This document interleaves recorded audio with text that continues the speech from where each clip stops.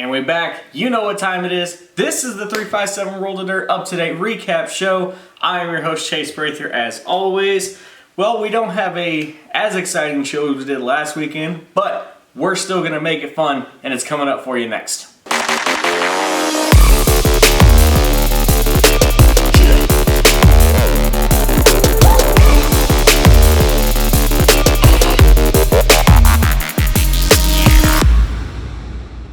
This video was brought to you in part by Joe P. Hauling. Need something hauled? Call me Joe P. You can contact him anytime at 660-651-8193. Screw the rest, haul with the best. Welcome back into the studio, everybody. Well, rain is in the forecast once again. I don't like it. Not one bit.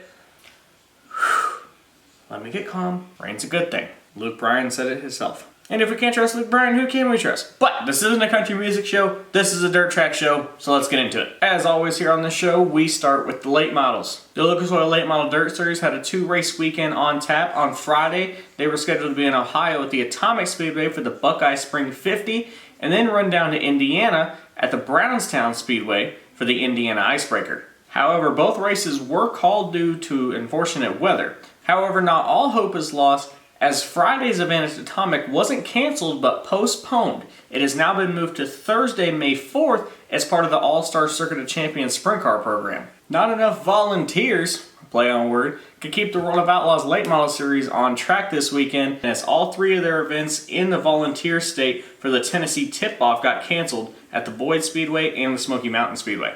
But in brighter news, Ben Watkins led all 40 laps of the Red Rose Rumble at the Lancaster Speedway for his 3rd consecutive win. And that's all to really catch you up on as far as the late model side. Let's go to a very action-packed open wheel weekend. Let's go out to Pennsylvania, where another opportunity to get the Outlaws versus Pennsylvania Posse rivalry got shattered on Friday at Williams Grove due to rain.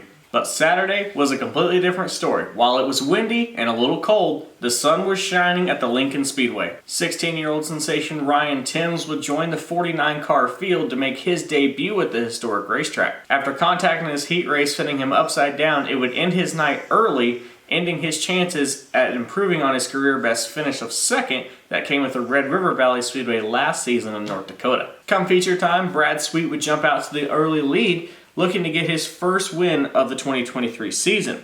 He would have to fend off a hard charge from Pennsylvania native Devin Borden, but would ultimately allow fellow Californian Rico Abreu to get around him on lap 23, and Abreu would go on to win the feature, picking up his 10th career win with the Outlaws. The USCS would cancel their entire weekend at the North Alabama Speedway after some not favorable weather and some cold temperatures. Let's go out to the West Coast. We turn our attention to the Placerville Speedway in Placerville, California, as they kick off their 58th season at the track with a 4-car program headlining the 360 wing sprint cars. And I don't think you could have asked for a better way to kick off the season than a photo finish between 2 of California's heavyweights in Justin Sanders and Shane Golobic. Trading slide jobs after a restart with 2 to go. Going into the final corner, Golobic entered low, Sanders on the top. Golobic tried to slide up in front to take the line away, but Sanders pulled the car down underneath him. It was a drag race to the line, ended up with Justin Sanders on top by 26/100ths of a second. We're going to go just a little north to the Marysville Raceway Park in Marysville, California, where Dawson Hamas came from an 8th place starting spot to pick up his first win of the season, and also just another headline, his brother Carson finishing 6th. We want to send a special congratulations to Jesse Caldwell for becoming the 2023 Red Bluff Outlaw Open Division Champion. Friday and Saturday, March 24th and 25th at the Davenport Speedway in Iowa, you can expect the 11th annual Fall Brawl, featuring drivers such as Jonathan Davenport and Brandon Shepard. A triple header weekend for the US MTS at the Humboldt Speedway in Kansas will pay $12,000 to the feature winner on Saturday for the King of America 12. The USCS has a 2-race weekend in South Carolina, Friday at the Travelers Rest Speedway and Saturday at the Cherokee Speedway. The World of Outlaws Sprint Car Series are back in action this weekend. On Friday, they will be in Alabama at the Talladega Short Track and will move to Saturday in Mississippi at the Magnolia Motor Speedway. Saturday night, the Marysville Raceway Park will headline the Extreme Late Model Series, and then the Placerville Speedway is going to run it back.